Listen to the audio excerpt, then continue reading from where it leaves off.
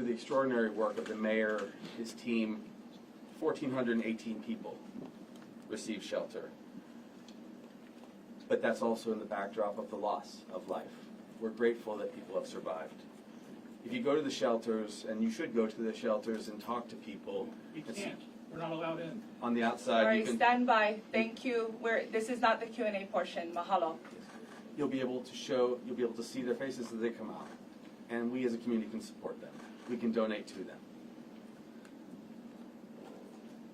We ask for a lot of understanding about travel into the zone where the fire occurred. And the reason for that is the health consequences. We have to go with caution. There are heavy metals there. There are toxic states where the houses have come down and the businesses have come down. The recommendations are to avoid those structures because they could still fall on people. And we've lost too much life already. There are propane tanks there. There's really a lot of hazard. Now, what have we been doing? We've been distributing food in great amounts. For those who have seen, those are the kind of the pictures where thousands and thousands of pounds of water and food have come. Ritz-Carlton and the Lahaina Gateway have been distributing provisions.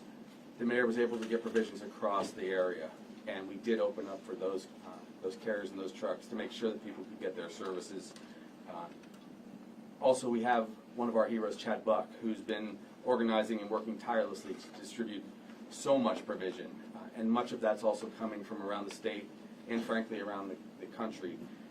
Thousands and thousands of pounds of food have been donated and are coming and are basically en route. Now we should talk to you a little bit about energy. Maui Electric will give us lots more updates, but we've had 1 out of 3 transmission lines restored, meaning 3,700 customers got their energy back. One of the challenges, I should share this with you. One of the challenges is that as much as we would like to get people into hotel rooms, and we're going to be talking about that here in a moment, we have some good news about that, we still have to make sure they have power there, because we don't want to move people from a place where they do have power, they do have working bathrooms, to a place that they don't. So that's coming online very quickly. The scope of the transfer was extraordinary. Almost 15,000 passengers per day were flown out. It makes our recovery work quite a lot easier, and that's why people have left most of that region. We still have people staying at the airport. People are making decisions as to when they feel they're ready to go. A lot of people are stunned. They're traumatized. And they're traumatized by what they see our people going through. Now, Mayor Bisson is spearheading this effort in Maui, and we commend him because the workload is extraordinary. For that reason, we're bringing some support. So when you look at the support that we can offer, there it is. He coordinates this effort, but we have additional military support that has arrived. 50 National Guardmen have arrived today. You'll see many more coming in the days ahead.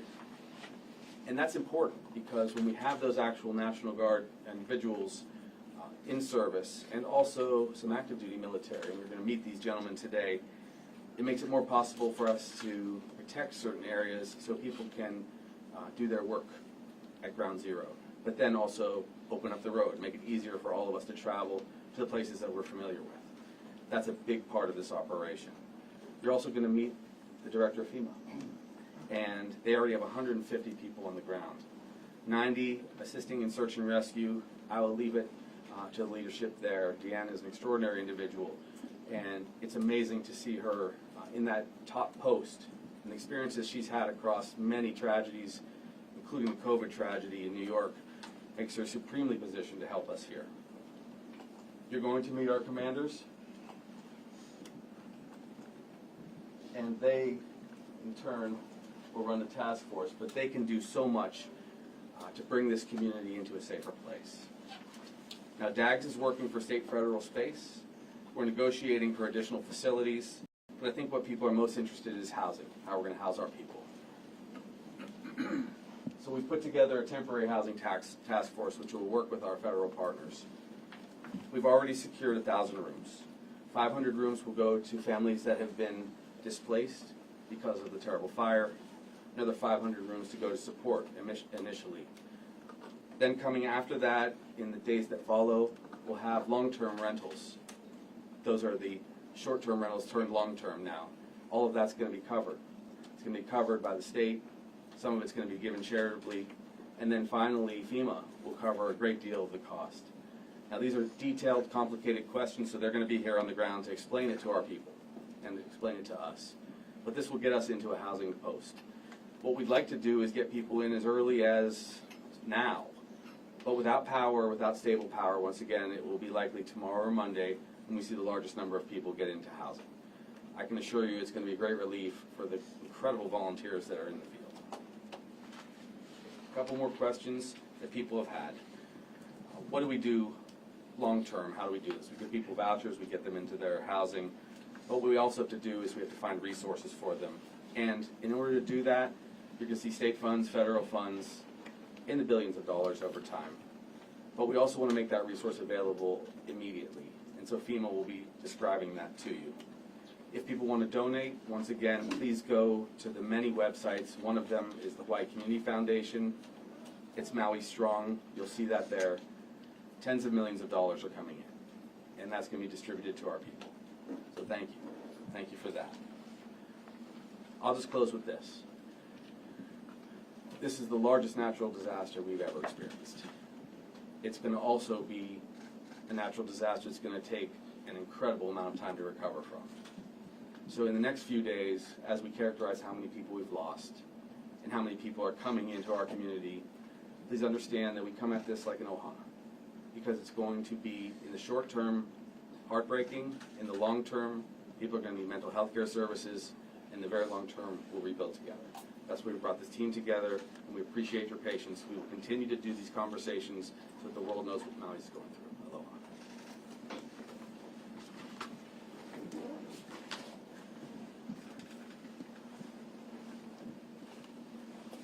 Mahalo, Governor. I'm going to remind everybody here today, we are the state of aloha, and so we ask kindly that you please operate under the value of aloha, which is respect. Question and answers will come when we are done with remarks, which I had gone through with media already. Okay? Mahalo nui for your cooperation. Give me a second to reset, and we will continue on. Mahalo, Governor. Next, I would like to welcome Maui County Mayor Richard Bisson. Aloha. Mahalo, first of all, for the outpouring of support from the people across our state and, in fact, the world.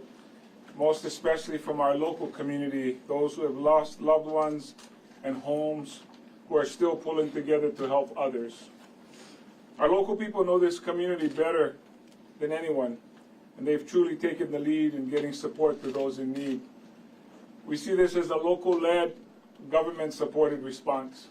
Just as you've heard from the governor and you'll hear from our federal partners, they're here to help us with the needs that we have. We know we have a lot to do. We're doing our very best to address the needs and our concerns.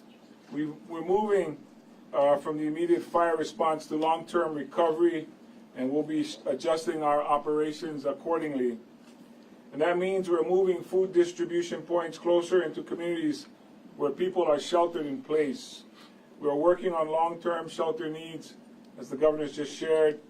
We have established a family center and Red Cross hotline to help connect our families to each other.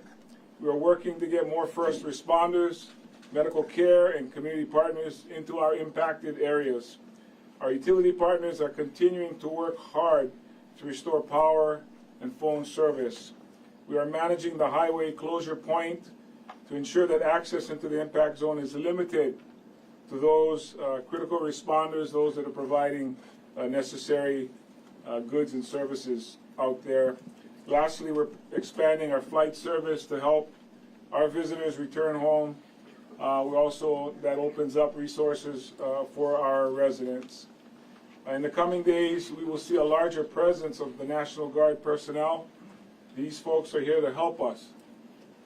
This event is larger than us, and we need and we welcome their help.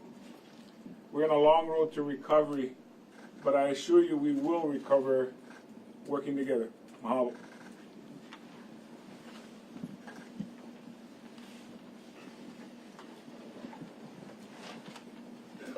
Mahalo, Mayor Richard Bisson. At this time, we'd like to welcome Deanne Criswell, Federal Emergency Management Agency Administrator. Administrator Criswell. Thank you. Aloha. On behalf of President Biden, I just wanted to start by expressing how deeply impacted we know this community is, and that our prayers are with everybody that has been impacted by this truly, truly tragic event. And I had the opportunity today to spend the day with Governor Green and see firsthand really what this devastation is. And you know, as I was watching this over the news over the last few days, and you can see how tragic it is, it really doesn't put it, you know, into a full picture until you're on the ground and you see just the level of devastation that this community has experienced. I mean, so I had the opportunity today to talk with both the governor and Mayor Bisson about what their needs were. And this is really why I came. I needed to be able to see firsthand what the challenges are going to be, talk to the governor, talk to the mayor, to hear what their concerns are and what resources they are going to need as we go forward. But then I also wanted to talk to the people that have been impacted. And so I had an opportunity to go to the War Memorial Shelter and talk to those families who have been staying there. And I heard their stories. I heard their harrowing stories of escape, evacuating, then evacuating again, a car that was caught on fire, then they got into somebody else's car. Yet what I always find, even during these incredibly tragic times, is this resilience of a community to come together and support each other. And that's what I saw at the shelter today. Even amidst all this tragedy, there were neighbors helping neighbors. And it's this human spirit coming together that always gives me hope that we are going to be able to rebuild and make sure that these communities that have been impacted will become even better in the future. You know, and I had a chance to talk to Koa, who led us around the shelter today, and this is another great example of community resiliency. Here's a county employee who does not do disaster preparedness as his day job, but is now leading the shelter and managing the shelter and making sure that all of his friends and family and neighbors and the people that live around him have what they need over these first few days, and running this shelter to help them. Again, this is the kind of resiliency that we see in these communities. And so we are going to be here every step of the way to help this community recover. We already, as you heard, already have 150 people on the ground. There will be more coming. We have more search and rescue teams with more dogs that are going to be here over the next day or two. But we can't do this alone. We also bring in all of our federal partners, and the presidential disaster declaration that President Biden signed gives us the ability at FEMA to bring in all of our federal partners. And what you'll see here today is we already have support from the Small Business Administration, the Army Corps of Engineers, our U.S. Fire Administrator, the Department of Defense, the Coast Guard, HHS, many more. And we will continue to bring in all of our federal partners as we better understand what's going to be needed to go through this recovery process. For those of you who have not registered yet for FEMA assistance, I strongly encourage you to do so. Contact your insurance company, and then you can go to disasterassistance.gov, or you can call 1-800-621-FEMA.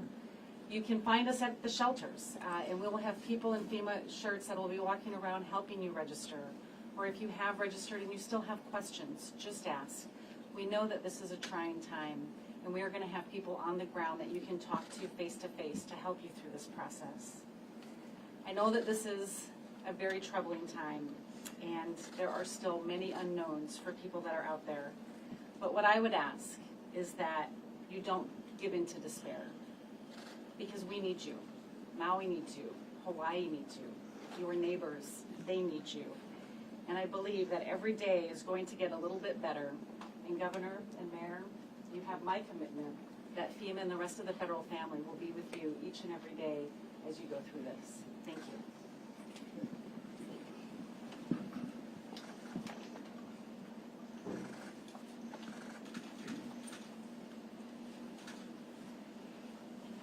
Mahalo, Administrator Criswell.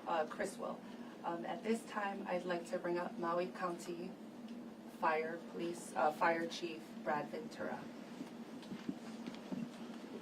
Aloha. I'll give you a little bit of an update as to what our crews are engaged in right now and how we'll be embedded moving forward over the next few days. The containment that I mentioned yesterday of the area of impact in Lahaina has not grown. However, it's not completely mopped up and under control. So we're still patrolling a lot of the edges of the fire that are in the brush and in the neighborhoods that are on the outskirts of the perimeter. Our goal right now is to make sure we keep everybody safe and not let the incident expand anymore. We're also embedded with the USAR teams as they do their searches. Our fire department personnel are embedded with them for any type of fire suppression needs as they move through the disaster area. I was able to get on the ground today and talk to some of our firefighters who worked nearly 40 hours on the fire, and some of the stories that they told were extremely heroic. We're very proud of what they've done. We're very proud of their efforts, and they're still wanting to come to work every single day to continue serving the community. So we're praying for them and their families, and that they get rest and can continue to serve as they wish to be. And as we move forward, we'll be working with our partners. We have great support, as you've heard. I don't need to repeat them, but we have great support from all of our partners to slowly work together, one day at a time, and get through this and rebuild Lahaina. We just want to share with you what we see down there regularly, which is there are still tons of hazards in the area. So we highly encourage people to stay out, stay away, as things continue to fall and off gas, and there's toxic particulates around that people shouldn't be breathing. So in due time, once the scene is secured, I'm sure you'll be able to get closer to the incident. That's all I have for now. Thank you. Mahalo, Chief Ventura. At this time, we'd like to bring up Police Chief John Pelletier. Aloha. The other day I spoke about three things: patience, prayers, and perseverance. That's what we need. We need that from everyone. That's not everyone in Maui County. That's from the whole world. And as we talk about this process, for you guys that don't know, because you come and you land on a plane and you go to a tourist location, Maui is mostly rural. We've got people that they live on deer and fish, and they grow kalo. And if you don't know what that is, then you look that up. But that's how our families survive here. And the fire took that out. And so we've got a lot of work we've got to do. We got one way in on one side of the island, another way in on the other side of the island. That's a one-way road. And we've got an area that we have to contain that is at least 5 square miles. And it is full of our loved ones. We've got 89 so far. Today, we identified 2. And I want to say this because the great partnerships that we have and that we're forming, and they just started to land today, and they're going to continue to build, but they just got here. And so we're going as fast as we can. But just so you know, 3%, that's what's been searched with the dogs, 3%. We got 12 more dogs on the way today. We just made that, I made that request, FEMA made that happen, they're on their way. But think about how hot and how humid it is, and we can only go as fast as that animal can go. So we're bringing in more, and we're going to go fast, but we're only going to go as fast as we can go. And so here's something I need people to do. If you've got missing family members, go to the FAC. We need you to do the DNA test. We need to identify your loved ones. So please, the information will be provided, the hours, go down there, take the swab. We will get that, but we can only do it as fast as possible. But we're going to do something, and we're going to do it the right way. There's a word here. It's called pono. It means righteous. Doing what's right. You'll see it when you're driving around on the back of the cars. We're gonna do this, but we're gonna do it Pono. Because we're gonna do it the right way. We're gonna do it with respect. We're gonna do it with aloha. We're gonna do it with dignity. Because we are Hawaii and we are Maui. God bless you. Mahalo, Chief Pelletier. At this time, we'd like to bring up General Steve Logan, Dual Status Commander of JTF-50. Aloha and good afternoon. As introduced, I'm Brigadier General Steve Logan. I'm actually the commander of the Hawaii Army National Guard. I've been a member of that organization for approximately 40 years. This morning, I was appointed with this unique position of Dual Status Commander. And let me go into a little bit about what that entails. This program, or this status, was developed shortly after Hurricane Katrina. And what it enables us to do is to take forces and capabilities that are resident within the National Guard of each state and territory, and couple that with forces and capabilities that are resident within the active military forces. We normally operate under United States Code Title 32, and the active forces operate under the authority of United States Code Title 10. So by virtue of my appointment here by the Secretary of Defense, nominated by the Governor of the State of Hawaii, I now have command and control authority over both Title 32 and Title 10 forces.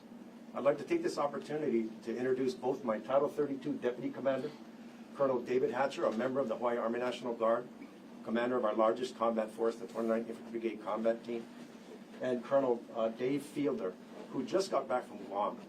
And he is in charge of the Title 10 element for all of the forces that we're going to bring forth to help out the residents of Maui.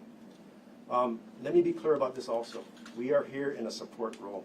We're here to support Mayor Bisson, his staff, and the rest of the county agencies, not to take charge and not to take control. So we've spent the day today meeting with Mayor Bisson and his staff, looking at some of the problem sets. And I really want to give a special thanks to Admiral Aquilino, who's the commander of U.S. Indo-PACOM, and General Flynn, who's the commander of United States Army Pacific. They are postured right now with a vast array of active duty forces that are ready to flow into the county of Maui. And so now that we're here on the ground, we look forward to bringing those forces here and bring some relief and support the mayor's efforts here. Thank you. Mahalo, General Logan.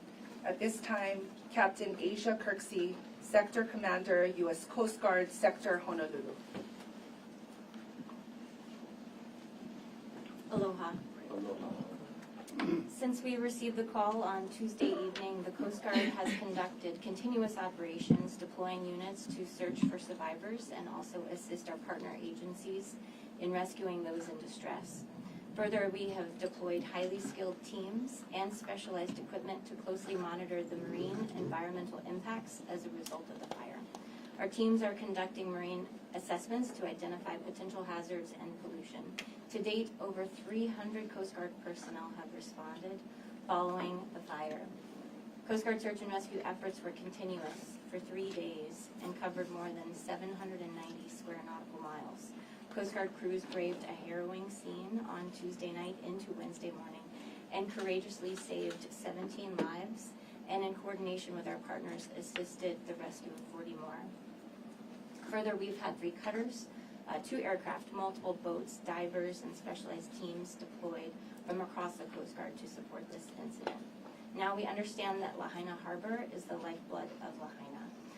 The restoration of this harbor will impact the economy and the well-being of the community.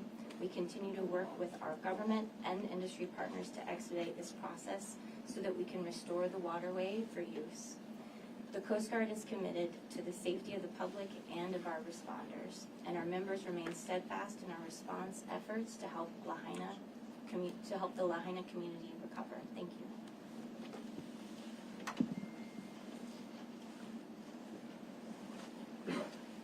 Mahalo, Captain Kirksey.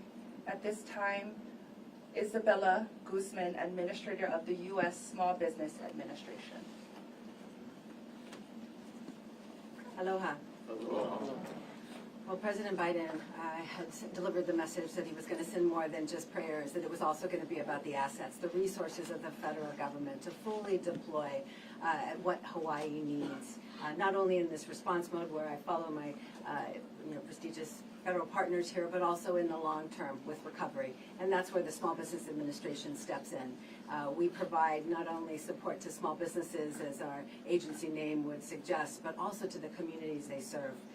Their employees, their customers, the entire community, with support from the SBA through financial assistance, affordable loans, low-cost loans to help our renters, our homeowners, our nonprofits, and our businesses that really define Maui. This county is rich in heritage and culture, and so often our front streets, our main streets, our small businesses define that.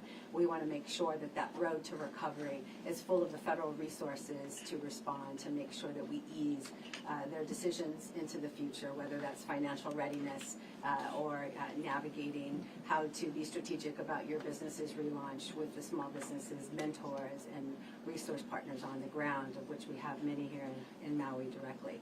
So I'm very pleased to have come early in this process for the SBA at Senator Hirono's invitation early on, just to make sure that we represent the President's intention that we will be fully deployed, be here for the long run to help ensure that Maui can recover. Thank you so much.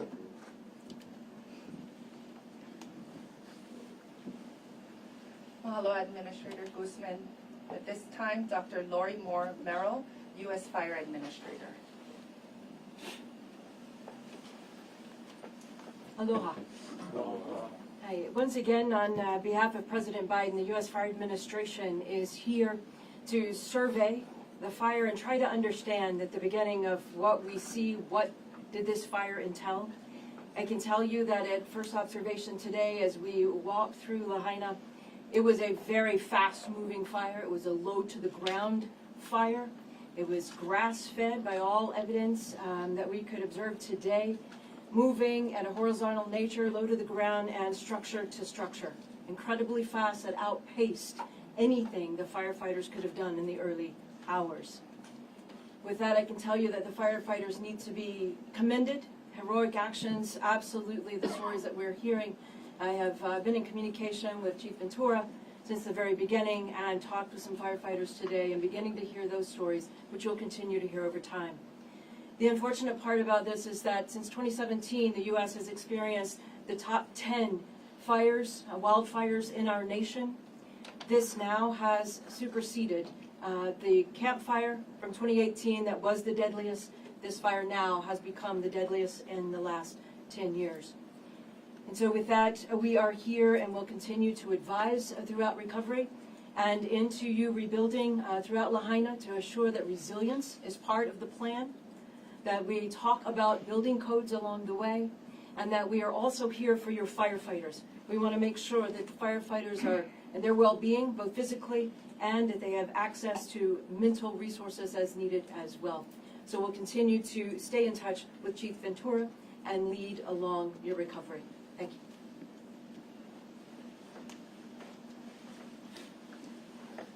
you. Mahalo, Dr. Moore Merrill. At this time, U.S. Senator Mazie Hirono. Aloha, everybody. Aloha. We are here during a time of grieving and loss. And as you see the number of fatalities continuing to rise, you know that this is a sad time for all of us, but at the same time, we are here to do what we need to do for the recovery. I know that the search efforts are ongoing. I want to thank Governor and the Mayor for their leadership, and also for the fact that the federal government is here. And I spoke directly with the President and with Secretary Austin yesterday. They pledged their full support, and in fact, Secretary Austin authorized the creation of the Joint Task Force, which is being led by General Logan. I am here with what we refer to as the federal family of agencies. That would be the Department of Defense, also, of course, FEMA, the USDA, the Army Corps of Engineers, the Department of Energy. We are all here, SBA, everyone, because we know that the recovery efforts will take time and resources.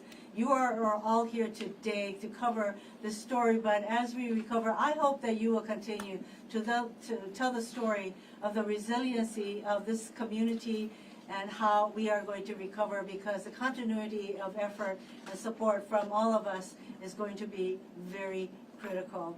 Mahalo nui loa. Mahalo, Senator Hirono. Finally, U.S. Representative Jill Tukuda. Aloha, everyone. You know, I walked through the town today for the first time, and I went to the same place I go every time I go to Lahaina, which is the public library, and it is gone. But I will tell you what gave me infinite hope is that the sign, the wooden sign in front of the library is there, almost untouched. This is an absolute tragedy we're dealing with as a family here in Hawaii, and people feel it across this country and across this world.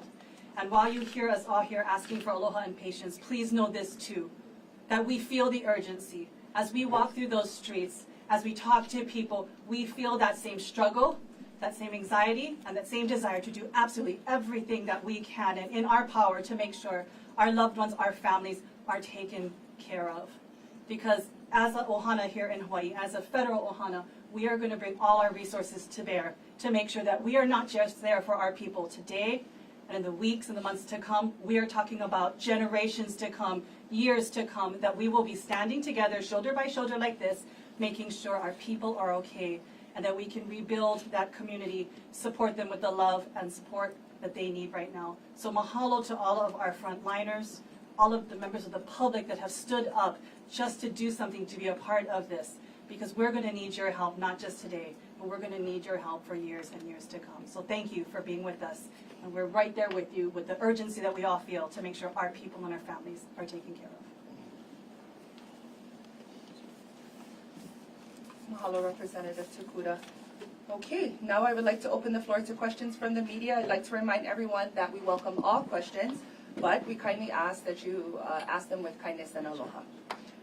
Please raise your hand and await my acknowledgement, at which time you'll be asked to state your name and your news organization before proceeding with asking your question. And in the spirit of allowing everyone in attendance the time to ask a question, hopefully, we kindly ask your kokua in raising one question per media outlet, not per person in attendance. Mahalo nui. Hands up. I'm going to go here. Anna Humphrey, BBC News. Governor, we know that residents of Lahaina were starting to go back yesterday. In that presentation, we've been learning about the potential for the release of toxic chemicals. Why were they allowed to go back? Well, actually, thank you for the question. The question, if you couldn't hear, was why were people allowed to go back toward the community? Really, the intent was to let people traverse that main road to go back and make a quick assessment. We didn't want people to go into ground zero, honestly. And so, though it is a total destruction, there is some need for people to get closure on the experience. I've been there twice. It is changing slightly. It felt much more difficult to breathe 2 days ago than today. Much of the fire that we saw has begun to really settle down. I'm not an expert, but you can see that the ground is settling. We need people to begin to get closure on their experience, but as the Chief of Police said very eloquently, we need to do it safely. And that's why we're going to just, in a staggered way, as we get control of the area so that people don't go down where the fire was worst, we can open up the road. I would tell you this, the devastation is so complete that you see metals twisted in ways that you can't imagine, and you see nothing from organic structures left whatsoever. So for those who want to see it, they probably will have seen everything that can be seen through the lenses of the media today. And if I wanted to make one more comment after all of these very devoted public servants spoke. We're just 4 days in, and I want to just express my astonishment at how quickly people came together to have directors of departments and military entities here thousands of miles away from the mainland here in just our 4th day is extraordinary. And so I'm appreciative that they're spending so much attention and regard for our state. that we all love across the globe.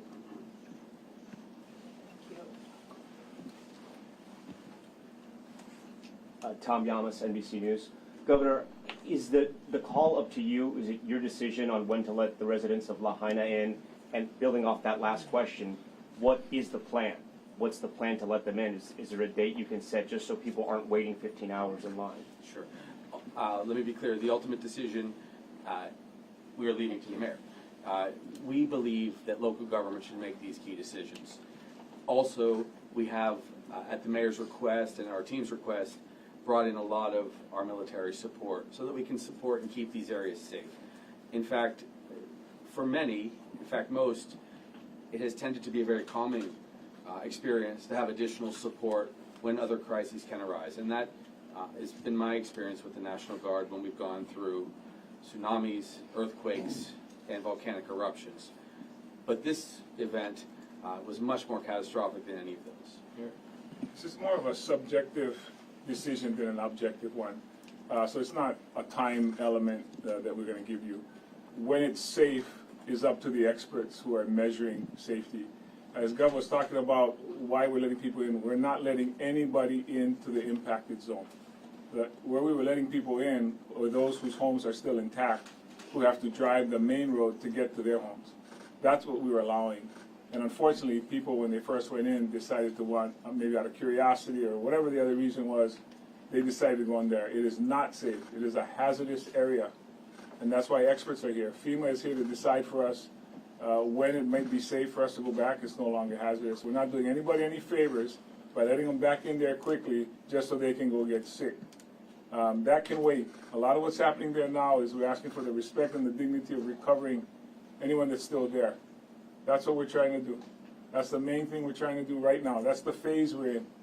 We're simultaneously working with all of our partners to try to build our community back, but not letting anybody back in there at all. When we did open the road, the two conditions was there was a curfew from 10 p.m. to 6 a.m., and you could not go into that area. And unfortunately, that was not met, that second condition. But also, another fire started. And that created an issue for our first responders by having people on the road.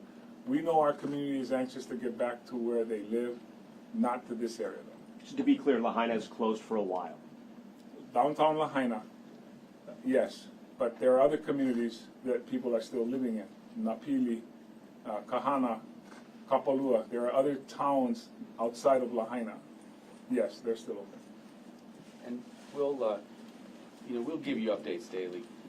With General Logan and his team on board and the large number of officials there, it's going to make it easier, not more difficult for us to open. Gonna hit Ali'i. Mayor, you spoke about rebuilding. You know, some residents don't want another tourist-reliant community. They want to see more sustainability, not possibly another Waikiki. Your response? I think that's a decision we'll make with the community. The entire community will make that decision. I don't think we have the final say. These are properties that are still owned by people. The businesses are still owned. The building is not there, but the ownership of the land is still there. So I think a lot of these are individual decisions.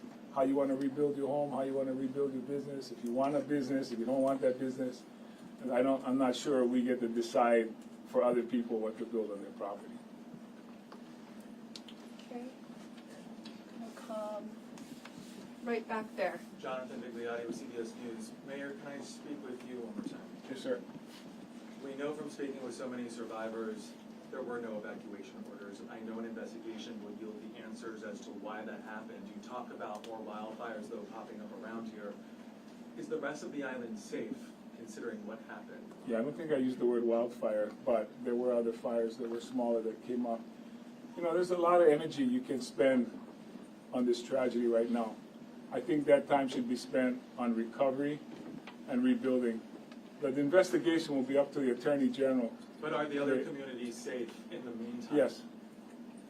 Yes. Evacuation orders will work. I just said yes. I'm going to add a little bit. So the largest force at play in that night were 80-mile-per-hour winds. And the winds were, if I can be specific, up to 60 miles per hour, but then gusting to 81 miles per hour. That created an incredibly intense and dangerous circumstance. And so fortunately now, those storms have passed. We're mindful of that. We're doing all that we can to prepare more in the future, of course. And we know that resources will be brought to bear, always. But having seen that storm, we have doubts that much could have been done with a fiery, fast-moving fire like that. Okay. Go back there. Bill Weir, CNN. Chief, did you say of the 80... Which chief? Police chief. You said of the 89 souls lost, only 2 have been identified, or that's of the recent... So of the 89, so realize this, when we find these, you know, our family and our friends, the remains we're finding is through a fire that melted metal. We have to do rapid DNA to identify them. Every one of these 89 are John and Jane Does. And so when you are asking us, and we know we've got to get, and I love the way our House representative, how she said it, she was so eloquent. We know we've got to go quick, but we've got to do it right. So when we pick up the remains and they fall apart, and so when you have 200 people running through the scene yesterday, and some of you, that's what you're stepping on. I don't know how much more you want me to describe it. That's what you're stepping on. Give us a little bit of time to contain that. Please. Because we've got to go make 89 notifications. And coming from a place that had to make 58, I understand the pain this is going to take. And we're not done with 89. So just understand what this thing is, because none of us really know the size of it yet. Everybody wants a number. You want it fast or you want it right? We're going to do it right. I'll go right here. This is Constance Moya for Deutsche Welle Germany. My question is to whoever was responsible for the protocols. Can you speak up a little bit, my dear? Yes. My question is regarding the protocols. Can anyone who's responsible for the protocols to alarm people about fires, to alert them about fires, and to set alarms in motion? And can you explain what possibly didn't work? Because people are complaining firsthand that they didn't hear any alarms whatsoever, or that they didn't receive any information in any other way, and they had to just head right to the street as they smelled fire and it was right behind them. Okay, we got the question. This won't be a satisfying answer, and I apologize for that. But the Maui Emergency Management Team makes those protocols. They're not with us today. They're actually out working right now. I will make a few comments, just a few basic comments. There were multiple fires at the same time, and the circumstance was greatly complicated also by the heat and speed with which the fire spread, destroying a great deal of infrastructure. Over time, we'll be able to figure out if we could have better protected people. That's why we're reviewing everything. We want to do that in a very open and transparent way. But it was complicated by the fact that there were multiple fires across this beautiful island at the same time. I'm going to repeat the question just so that we can make sure everybody's hearing abroad what we're saying. I'm going to go here. My name is Dan O'Brien with Akaku Maui Community Media. We're getting some reports, both anecdotally and directly, about some possible looting that's going on. Okay. I was wondering if I could ask the police chief, as his team is working on doing so many other things, has he heard anything about it, and what can be done about it? Got it. The question was from Akaku regarding looting. Great question. I got asked that today. There's a thing for all of you that are not from here. It's called Coconut Wireless. And what that is it's if you could bottle it up and sell it, you guys are going to be mega billionaires, because it's the speed of which news travels amongst the islands in some aspects. But it's a lot of rumors. And so the reason I say it is we looked into this We had officers respond to where we thought calls might have been. There was no victim standing by, not one report was taken. Now, could there have been some of those things and they haven't come up through the reports the proper way?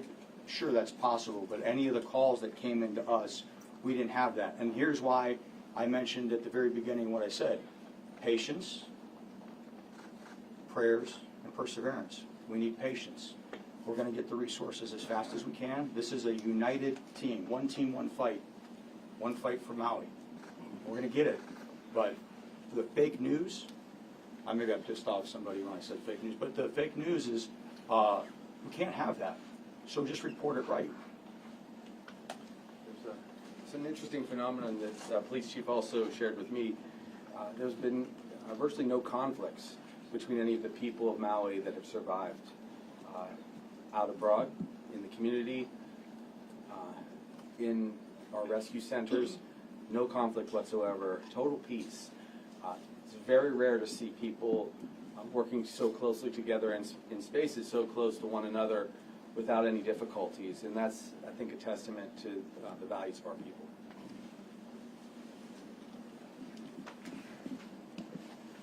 All the way back there. Yes. Sorry, right, yes. No, back. Not with the hat. You were looking at me. There you go. Me? Okay. Yes, you. Well, Yes. You're not going to like this, but I'm Carter Evans, and I'm from CBS News as well, but I have to ask this question. Why wouldn't of I the like governor. this? Well, because my colleague also asked Got the it. question. Okay. I So do you're have not to ask- playing by the rules, Carter, that we set out. I apologize in Okay. advance. But I want to ask Carter, hold on. But seriously, Carter, I got to make sure that I do get. I'm not trying to block your question. I just want to make sure that everybody else, if you didn't get to ask a question yet, can you please raise your hand?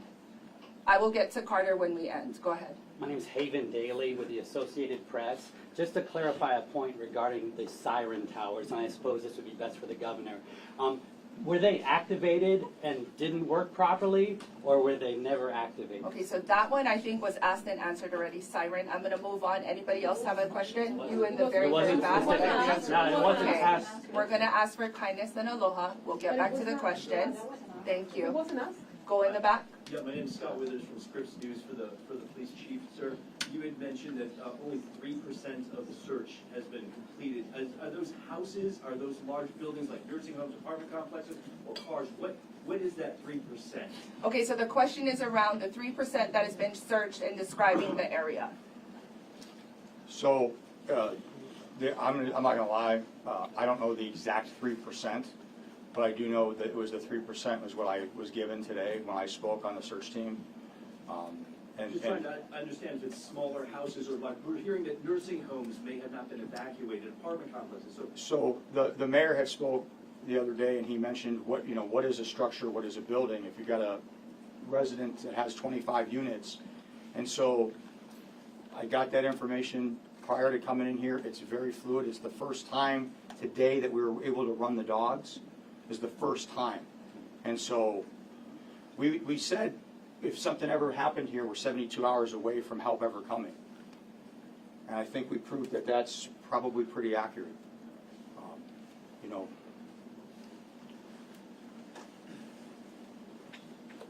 Okay, Carter, you're up. See, now you're out of shadow, Carter. Go ahead. We've not asked any questions. 1 second. Carter, go ahead and restate your news organization. I'm Carter Evans with CBS. Okay. And I want to ask the governor, and I suspect she wants to ask the same question as well. Right here? Yes. Are you guys She does. together? There are studies showing that exactly this type of fire could have happened in Lahaina, caused by a hurricane. What has been done to prepare for and prevent a fire like this from occurring, and why was there no warning?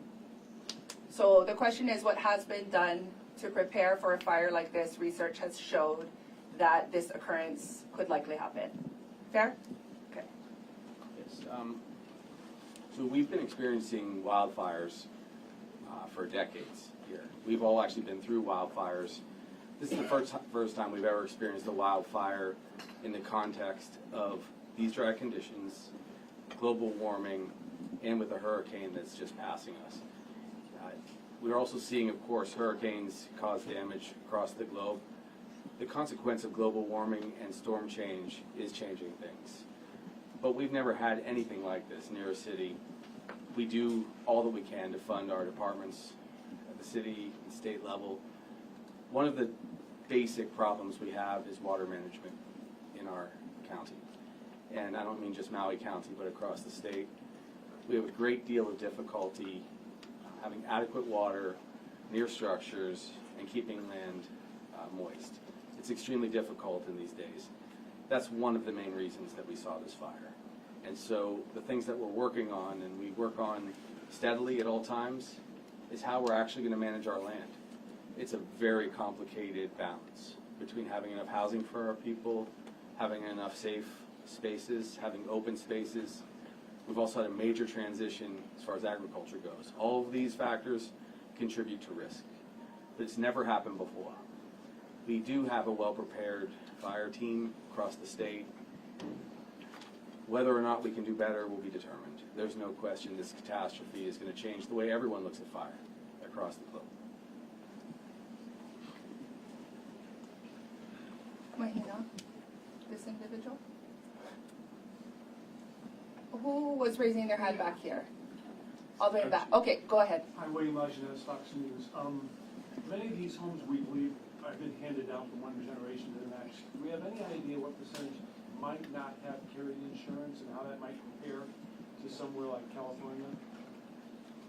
So the question is around how many homes May not have carried at all. insurance. Okay, that's a tough question. We can tell you that the great percentage of the structures are been residential. Okay, that's one thing. And two, we want to tell you also those who do have insurance are going to get relief quickly. We'll have from our departments, from our administration, the insurance commissioner on site with his teams, looks like Tuesday. We're also working and going to be reaching out to other states that have experienced similar difficulties like Colorado. And we thank Governor Polis for giving us advice on this matter. One of the challenges we have in rural communities, not just on Maui, but also on Big Island, a lot of people build unpermitted smaller structures on their properties that aren't insured ever because they haven't gone through the permitting process. There's a lot of multi-generational families that live in our rural areas because there's a significant amount of poverty in rural communities in Hawaii. That makes it very difficult. The benefits that we can give people mostly come through insurance and then through FEMA. Those who don't have any other benefits, the state does intend to be extremely generous. And that means for all people that have been part of our ohana, individuals that come, that are considered COFA individuals, individuals that have been working in our farms and in our communities. Hawaii's going to be a state that takes care of all of its people. And so we will find ways to shelter individuals. As you know, homelessness and housing is one of our top priorities right now. All right, I'm going to come down here. I fear that I may not get to everybody, so I apologize. I'm going to come down here. Thank you for taking my question. Mitch Smith with the New York Times. To what extent is the current relief on West Maui relying on kind of volunteers and ad hoc donations as opposed to government aid? And to the Chief's point about kind of taking 72 hours for help to really arrive, how might that shift in the coming days here? Okay, so the first question, which I'm going to proceed with, is the volunteers versus federal aid. Is that accurate? Government aid. Right. Government aid. Okay. Can we start there? Sure. Thank you. So we're going to ask our FEMA experts to talk about government aid first. First thing I want to say is that we here at FEMA, we have an office in Honolulu, in Oahu, and so we have teams that are embedded here all the time because we do know and recognize the time and distance challenges of getting resources here. We also have a distribution center here that has commodities, and since 2018, we have had an increase in the number of commodities, 5 times the number of commodities, so we can have them on hand on the island, able to distribute around